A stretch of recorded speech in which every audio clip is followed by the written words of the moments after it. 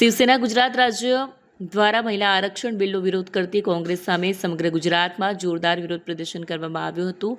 શિવસેના ગુજરાત રાજ્ય પ્રમુખ એસ.આર. પાટીલના નેતૃત્વમાં ભરૂચ જિલ્લા પ્રમુખ, જિલ્લા ઉપપ્રમુખ તેમજ શિવસેનાના તમામ પદાધિકારીઓને શિવસૈનિક ભાઈ બહેનો એકજૂટ થઈ વિરોધ પ્રદર્શનમાં જોડાયા હતા. દરમિયાન કોંગ્રેસ દ્વારા મહિલા આરક્ષણ બિલના વિરોધ અંગે કડક નિંદા વ્યક્ત કરવામાં આવી.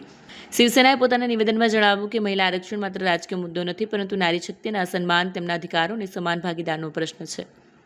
ગુજરાતના વિવિધ શહેરોમાં અલગ અલગ સ્થળોએ પ્રદર્શન કરીને શિવસૈનિકોએ કોંગ્રેસ વિરુદ્ધ નારેબાજી કરી અને મહિલા આરક્ષણના સમર્થનમાં પોતાનો અવાજ ઊંચો કર્યો.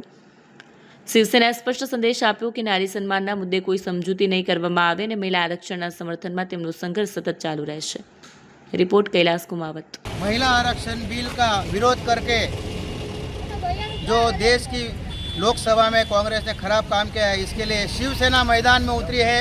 पूरे भारत भर में शिवसेना आंदोलन करेगी और नारी शक्ति का सम्मान करते हुए नारियों को न्याय दिलाने का काम शिवसेना मैदान में उतर के कर रही है और हमेशा करती रहेगी। नारी शक्ति जिंदाबाद।